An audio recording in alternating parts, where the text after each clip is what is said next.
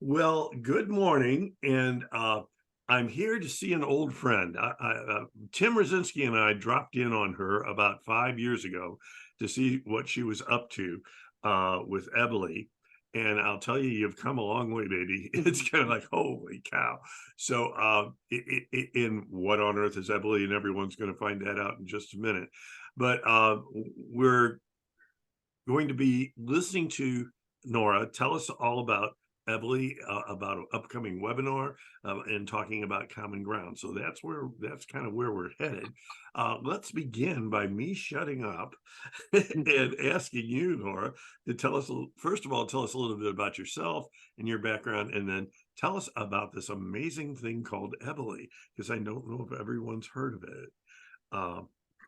And Perfect. there we go. All right. Thanks, Sam. And before I start on that, I do want to say, too, that whole evolution thing that you talked about, I think that is really the key as finding, not just finding common ground, but doing the best that we can for all of the kids that we're going to teach or influence teaching is being open to always having a learner's mindset, a growth mindset, an openness to, oh, what can I shift or how can I refine a little bit what I'm doing here or there? Always continuing to evolve. That's really big for me personally, me with literacy, and definitely with EBLI. So I'm Nora Chahbazi, and I am the founder of EBLI. And EBLI stands for Evidence-Based Literacy Instruction. And it's a system of teacher training and student lessons that's intended to help make teachers' lives easier. That's key, but also to help all of our kids reach their highest potential in reading, writing, and spelling as quickly as possible so they can get into that whole process, which is why we teach it, is to read and write and spell accurately and automatically and be able to, communicate through writing and also get any kind of information that they want out of reading. And my background is very unique, I would say. I came to this because of my own daughter's reading struggles back in the 1990s. Before then, I had been a neonatal ICU nurse for about a decade, and my daughter had been taught a systematic phonics program, a BECA, actually in a little Baptist school on the ocean in Guam, where we lived there. And she did fine when there was one letter, one sound, words like, fast and run and clap, those kinds of words. But when it got into the more complex code, she's like, what is going on here? Very bright child. We moved to the States, and then she was in a Catholic school. And back in the 90s, it was called whole language. They were using a whole language approach. And she was very excellent at memorizing the text that they were reading. So she could memorize really easily. And her favorite trick was to look at the ceiling as she read. But she could not read anything if you pull a sentence out of that text, she could not read it, nor could she read something that was not familiar to her. So she was put in gifted and talented in second grade because her math scores were so high. By then we'd moved to a public school. Sounds like we're school hoppers, but different reasons for that. But her sister, who was in fourth grade, was the highest reader in the whole school on this Iowa test they took. She read the entire Little House on the Prairie series in first grade in about 6 weeks. And she was in the same school in Guam with the traditional phonics, Abeka, but that worked for her, did not work for Colleen.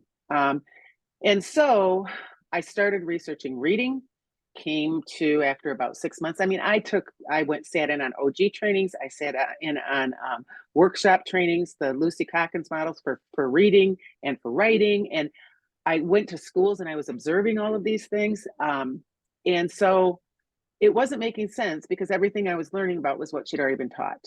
And so I continued to research, and I was led, thanks to a professor from Michigan State University, actually, I was led to a book called Why Your Children Can't Read and What You Can Do About It by Diane McGinnis. And that talked about a process of learning to read that's we've been calling it the third way. So it's a linguistic phonics with decoding instruction happening from our speech leading the instruction as opposed to the letters leading the instruction, which is what happens in traditional phonics. The letters are the king, which are artificial, they're man-made. But in linguistic phonics, the speech leads the instruction. And of course, speech is natural. And it's what kids bring to school, almost all of them, when they come into school, when they're 5 years old or even younger. And so we utilize that speech and go from that, which helps us then not have no need for a lot of things that are cognitively heavy for kids, like phonics rules, syllable types, teaching anything, a letter in isolation or a sound in isolation. It's all it's integrated, but it's explicit and systematic instruction that really moves kids very fast so they can get to that end goal, which is to automatically and accurately read and write and spell and get into those, trade books and be able to read anything and be able to write legibly and in a way that others can pick it up off the page and they can communicate with them. So I'm very passionate about this. We've trained thousands and thousands of teachers since 1999. Really, my focus is on classroom teachers, K-3. That's where I'd love to see EBLI be most widespread, because that's like putting the fence at the top of the cliff where we do all of these things where we prevent so much need for remediation, as opposed to the ambulance at the bottom of the cliff where there's so much focus right now with intervention because we have so many kids in 3rd and 5th and 7th and 10th grade and adults who are subliterate. They're not reading anywhere near their potential. So we're always evolving, always looking about how can we refine both to make teachers' lives easier in their delivery of instruction, because I've never known a teacher who's asking for more things to fill up their day. So we want to narrow the amount of things that they do, but have these things be much more effective and efficient so that it moves the outcomes for students much faster. So that's my story and what we do here with EBLI. Okay, well, I'll put a little plug in for you. I belong to many a literacy organization, one of which is a group of St. Louis literacy people that meet once a month. And I happened to mention that I happened to mention you. And I promise you, I said, I'm not sure if everyone's heard of this. And all of a sudden, someone just, whoa, wait a minute. Yes. Oh, I've been to, so you got an unsolicited super endorsement Oh, nice. from a very well experienced teacher just out of that meeting. And I'm hoping Awesome. some of the people from the meeting will be looking at this. So one of the things I do is when I talk to people about, all right, what can we do? One of the things I can say, well, one of the things you can do is visit EBLI's site. And could you just dive into just a little bit more about some of the resources they might find if they do that? And then we'll get into the webinar. Yes, very much so. So we have been very mindful, especially in the past few years, of providing as many resources as possible that are free, that are immediately applicable, that will make teachers' lives easier and parents' lives easier who are looking for something. So at ebli.com, when you go in there, I highly recommend you go to both our webinars, all are free, and our blogs. So those are things, and on there, there's one webinar that's called Phonemic Awareness Games. Great thing to do anywhere from birth through adulthood. There's games on there, and it may not be the exact title of the blog. It's like Phonemic Awareness Games to improve reading or something like that. But we have a lot of different webinars, one on handwriting. I highly recommend you check out the one on handwriting because it shows you the process to actually improve your kids' handwriting and that correlation between handwriting and fluency. Just a lot of things that we've learned over the years. I also have a reading center where we have private clients that come here. I don't talk about that too much. We have a waiting list of over 160 people, and our team is always looking to refine, and we put a lot of our time and energy into working on the EBLI system that we provide for teachers. But we do see those private kids, and it's kind of like our learning lab to see, like, wait a minute, this needs to be tweaked a little bit to make it more efficient, more effective. So those two things, the blogs and the webinars, there's a ton of great applicable information in there. Also, under resources, you'll find that we have EBLI apps. These are $4.99 for a lifetime. You can put up to 6 kids on one, which helps in schools. And they start 3 years old, EBLI Island, that you can utilize, that teaches just how we do with EBLI. You're going to teach the sound to symbol correspondence and decoding in the context of a word, not in isolation. It also teaches handwriting. I use that with my granddaughter, who isn't even quite 2. Of course, you're helping them with that. And, all of my grandkids, anybody 3 years old for sure and older, but I kind of go down even a little bit further with support. So that's going to give them a good foundation. Then there's EBLI Space and EBLI Sight Words by Sound. So those high frequency words like of, off, for, and from, and though, thought, through, and tough, that are visual nightmares, but teaching those by sound and how that works. So you can really get a good idea for very little output of money on, and have your kids or your students get exposure to this kind of instruction. And also many schools buy them for all their iPads or whatever.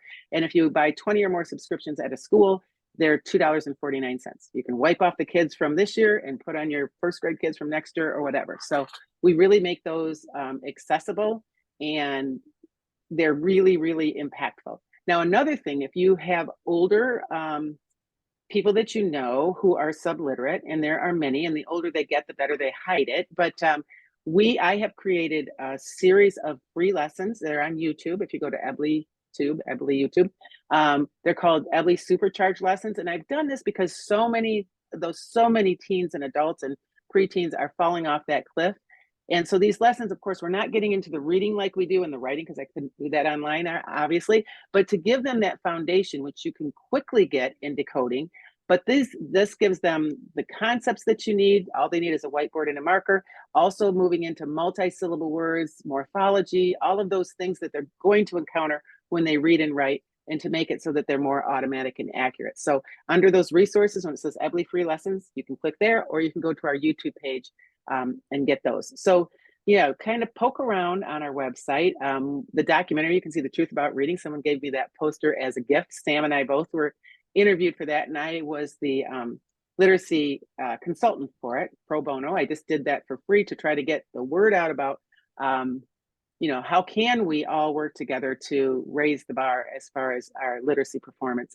So that we have a whole, I don't know, 10 or 11, I don't know how many, 12, 15, somewhere around there. I was on panels and Q&As for the movie when there's screenings, have been screenings around the country. So there's information on that and all the history about the movie. Plus you can get the trailer, the link to purchase the movie for $10, and a Q&A with Nick Nanton, who is the director, as well as several people that are in the movie. So you'll see that there's a documentary tab on our website. So we have a lot of things in there that are both educational for you, but also things that you can learn about to do with your students or your kids. Okay. So, oh my goodness. And so you know that a lot of my readers are teachers. And so you've got to know that the links that you just talked about are going to be there. And just in one of the best words I think you used there was free. Yeah, free. Free is always free, good. free Well, resources there. teachers are learning, and and so many people are evolving in their thinking, as we're talking about. And you don't want to jump for something. Like our training is a commitment. It's a year-long commitment. Don't do that until you educate yourself some. We also have, I highly recommend, we have an EBLI community Facebook page is what it's called. I can send you the link.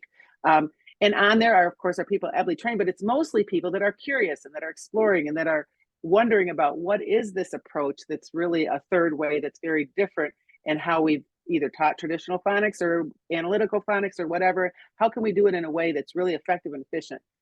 So that Facebook page is real. It keeps growing very fast, and people are very gracious. I'm very particular on our Facebook pages that we don't have any of that, that we are always about uniting and not dividing, and respectful and not disrespectful. So it's a really wonderful as well as safe place for people to interact who are curious. And some may say, this is not for me, and we're all good with that too. But to be respectfully interact as we're all learning and growing. So that's another big one. And I'm sure I've forgotten many other things, but those are the ones that come to mind.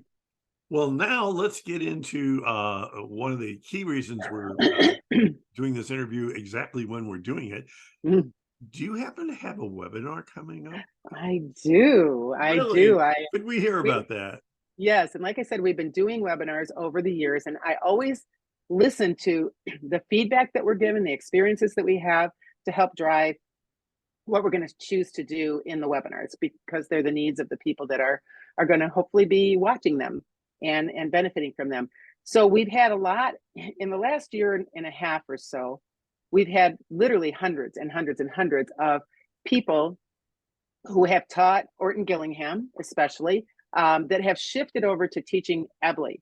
And the methodology is very, very different. And it's a little bit of a like, this is kind of crazy. And it's hard. It's hard. Change is hard, but then change that's really significant is even more challenging.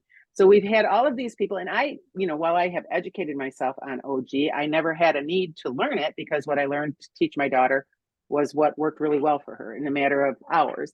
And so we're learning a lot about a lot of the challenges that we have. We've always had a lot of, traditionally before, our teachers were balanced literacy teachers who were like, we have some holes, both of them coming to EBLI for the same reason. We have some good results with what we're doing with some of our students, and we have fair results with others, and some they're just not going anywhere. And so what do we need to do differently? Which is by far the best question any of us who teach children or teachers or anybody can ask ourselves. What do we need to do differently? So that's really kind of what has led us, many people, to us. But the OG crowd, who are very great at networking and communicating, they talk to each other like, wait a minute, I've had this experience and my kids were stuck for years, and I had, I moved to EBLI and this is what happened. So what this webinar is it's going to be a panel of 3 people who have in their, all have been teachers, some parents with their own neurodiverse kids. One of them is a speech and language pathologist, curriculum director, teacher training for Montessori. They all have a whole lot of background in different ways, but all of them, what they have in common, they've all taught balanced literacy for a number of years. They've all taught Orton Gillingham for a number of years or decades, and they've all been teaching EBLI for more than a year. So they're going to share their experiences about what drove them to make a shift to try to evolve in their practices. What were the challenges? Because I think that's one of the biggest things that whether it's shifting a practice, shifting our mindset, whatever it may be, shifting our beliefs, all of those kinds of things. They had the same experience. One of them told me, and we also have a blog of hers that we'll share in the webinar, but she's like, I was real angry when I heard about you and I'm learning about EBLI and that kind of thing. It was like, what the heck? What's the deal here? I've been doing this for decades and this is supposed to be the thing. So they're going to share those really deep discomforts that they felt, and then they're going to give some tips for others who are on the same journey so they don't have to experience the same discomforts or that type of thing. And then they're going to answer questions. So I'm really thrilled about this because any of us who provide a system or a service or instructional practices are going to say what we do is really spectacular. And I always say, whether it's me or anybody else, take that with a grain of salt. We want you to see, how is this going to work with using it with my children in my setting, whether you're a classroom teacher, an interventionist, a private practitioner, how is this actually really going to work to move the needle for those children? Because that's what it's all about those children, right? So these 3 ladies, and then we'll have a lot of the EBLI community on there too, who have been teaching EBLI anywhere from a few weeks to a few decades. That will be sharing their experiences to help us all learn and grow and get more information, right? Because the more that we're informed, the better we can make decisions about our choices to better, positively influence the children and people that we teach. So that's it's going to be on Wednesday, October 25th. And I will be sure that Sam has the registration. You can sign up after too. Our webinars live on our webinar page. Any of the webinars on there, when you go to click into them, you have a registration because we send you the recording as well as all the resource links that we talk about in the webinar. So if you can't make it, if you've signed up and you can't make it on the 25th, you will get the recording and the resources too. So we very much are intent on serving and making your life easier. I know the answer to this, but I'm going to ask anyway. And the cost is free. Yeah, I like that. That could Free. turn out to be my favorite word. Okay, let's sound that out. No, yeah. Now, before we move into the next thing, and this one is basically, where are we going from here? I know you and I have been listening to each other's gurus about the possibility of this common ground and this middle ground. I've been listening to Bruce Howitt, and you've been looking at Reed Lyons and his work with the 10 maxims, and I think we're both concluding that, and of course I'm interrupting, and I'll apologize to David Pearson about that. Originally, this originally, my readers might be coming in thinking, wait, didn't you say you were going to be doing part two? And the answer is yes, I am, but it's going to be a week from today, because I just wanted to get this in. But I don't think David's going to mind, because David was the original person that said, let's look at the middle ground and find that common ground. I think he called it the radical middle. So, and that was 20 plus years ago. So I think it fits.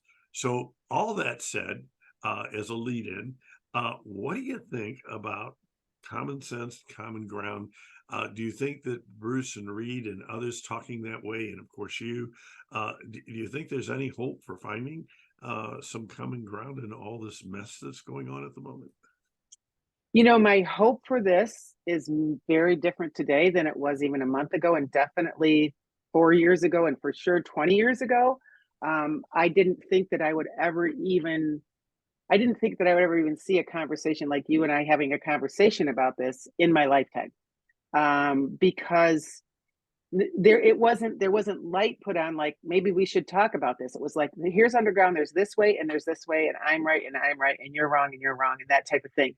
And so I do have hope because we're having discussions. And also, Sam, I know I told you, I see your evolution in your thinking and in your speaking and all of those things as you continue to learn.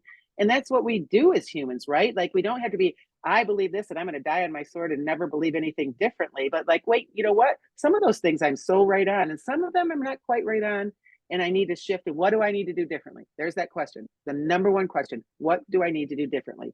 And so I think that if we look at the student outcomes, this has become a topic around adult. I think it always has been a topic more around adults than around student outcomes. And if we look at student outcomes, we see in our country, in any English speaking country, they're not great.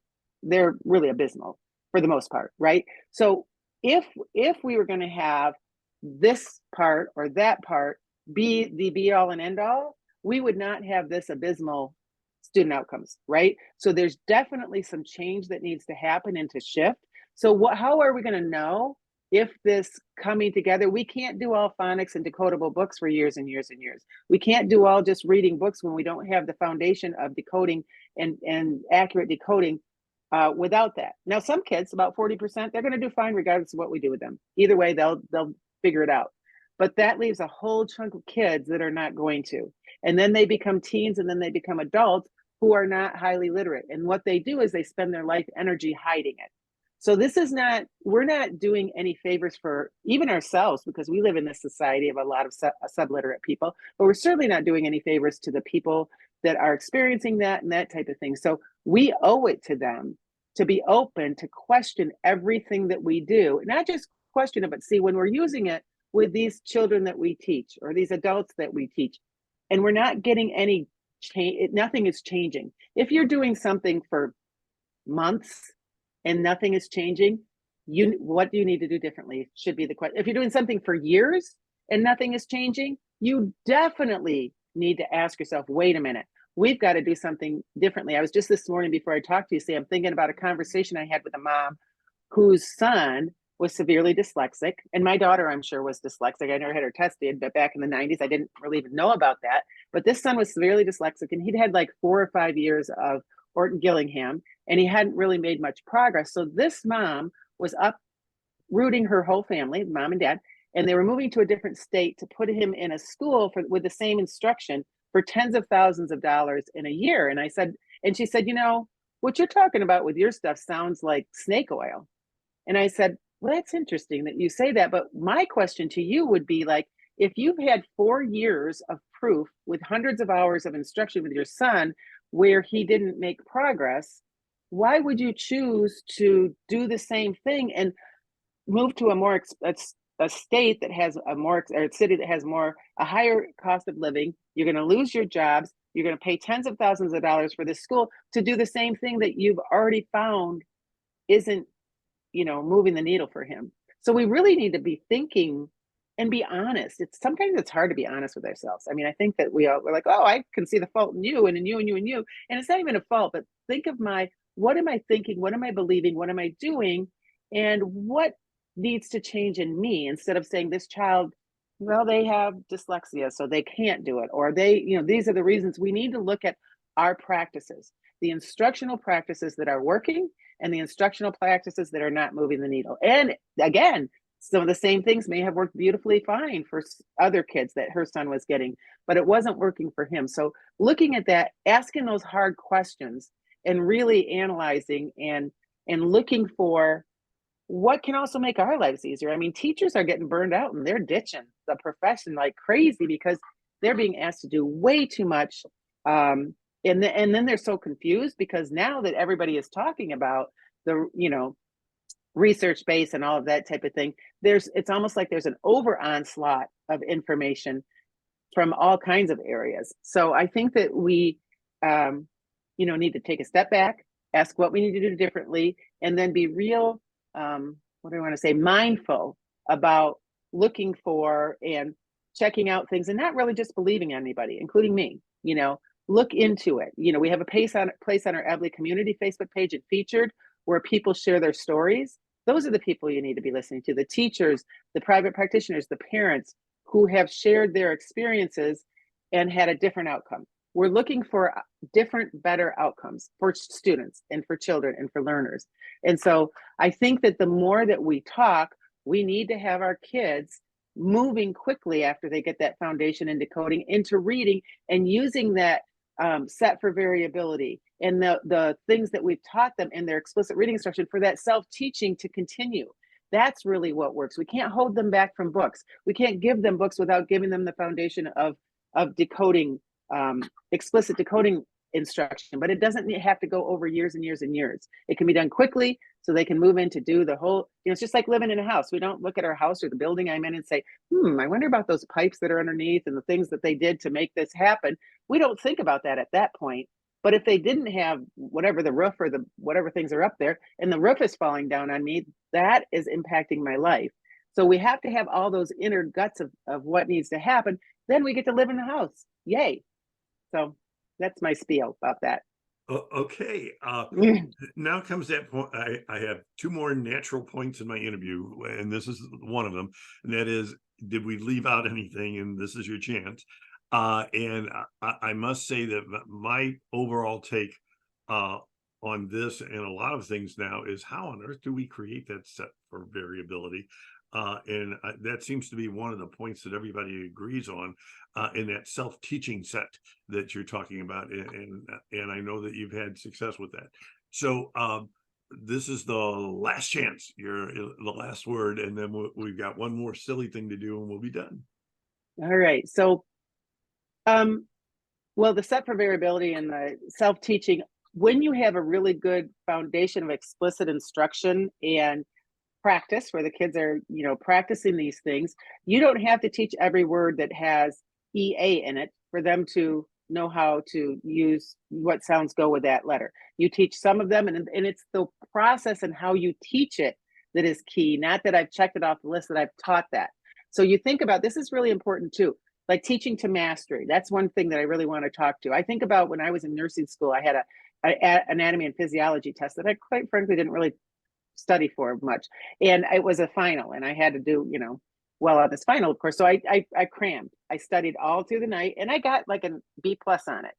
I couldn't have told you 2 days later anything about the information on that physiology test, so I didn't really learn it. When we do that mastery or cramming or rote memory, that doesn't lead to that integration to long-term memory and application. That's really important. We need to have this interleaving and spiraling as far as instruction where we, so we teach our kids these things and then we apply it. You're going to see EA all over the place when you're reading in a book, right? So you can know that it's going to be E or A or F because I taught that to you. And we've done these things where you pull a sound out and push one in, which is what you're doing with set for variability. And we've taught it in many activities with multi-syllable words and all of that, where you've experienced it and you felt it in your own neural pathways to make those connections. And now you can apply it more and more on your own without your teacher being there to be explicit about it, because that's what our brains do, is they pick that up and then it just snowballs in a good way. So we want to be mindful of that, and not that we have to over teach and explicitly teach everything. We want morphology. Talk about shun at the end of a word as CIAN. Yeah, that's going to mean a person, right?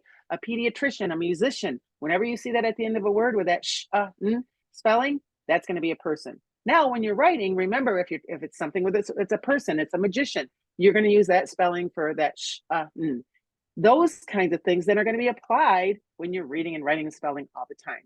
I think another very, very, very critical point is that we have a lot of labels, and those can help, us as practitioners and educators and whatever to drive our choices and decisions. But we have to be careful not to make that the identity of the child, whatever label it is, and there's a lot of them. What we need to look at is that, okay, this learner is doing these literacy behaviors, whether they're guessing or overusing, I don't know, phonics rules or using letter names instead of the sounds, whatever they're doing, we need to change that behavior to raise that bar and help them reach it. Instead of saying, we have to keep that bar down here because, they have this and that and that and that and that, whatever the label may be. So instead of looking at the kids as far as a label and how that lowers the expectation, let's look at the kids as the behaviors that they're doing, what we need to do differently to help strengthen those behaviors and raise that bar and help them get there. I think that's really critical. Okay, so what you've just said really resonates with what P. David Pearson just said in his interview. In the next part's coming, guys, so don't get mad at me. Yeah, this is like a preview. But we had to fit this in order to get it in for the upcoming webinar. So, but basically, P. David created the idea of gradual release, and when you said the magic words, so the kids use it. And that's what we're missing. We're missing. Yes. We're not the scaffolding away from David's, the hand holding. Yeah. Yeah. We're not taking David's gradual release seriously or actually using it. And I think David suggested maybe using rather than taking sides, take positions. And so I think I just heard you taking some positions, like here are some things to do. And so I think there's a great hope for the middle ground. I want to expand on the gradual release because that's so important. If we continue this very tight holding of our explicit instruction, we don't give the learner the opportunity to gradually release and move to self-teaching. I think of it like I have 5 grandkids under 3 and under, and the 10-month-old twins aren't walking yet, but they're standing up and walking around things. But if we're in New York City and I have my 10-month-old grandson, one of them, 11 months now, and I'm walking across the street, I'm not going to hold his hand and we're not going to, I'm going to hold him, right? I'm going to hold on to him tight. We're going to walk across the street. Now with my 2-year-old grandson, or my 1-year-old or 2-year-old granddaughter, I can hold their hand and we can walk across. Now, pretty soon when they're 6 or 7, I can trust them to stand beside me as we walk across together. And then eventually I can be in Michigan, they can be in New York City, and they're walking across on their own. That's that gradual release. If we hold on too tight, we're never going to get them to become independent. If we let them walk across the street on their own at 2 years old, that's going to be a problem, right? So we have to do that holding on and then releasing. And it's so critical. And that's interesting you say that because it's one of the biggest challenges that we have with EBLI, because at first you have to hold on tight. We're giving them that explicit instruction, but teaching teachers how that gradual release looks. We do a lot of video examples with classrooms and kids to show that, but it's very hard to conceptually understand, like, what does that look like until you really are doing it. So gradual release is absolutely critical. Well, just beyond thank you. And you've come a long way in the 5 years. Can I talk about our research? Can I tell about that too? Oh, sure. Have at it.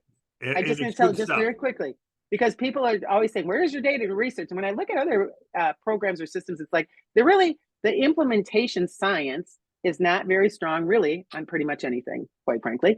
It's hard to do.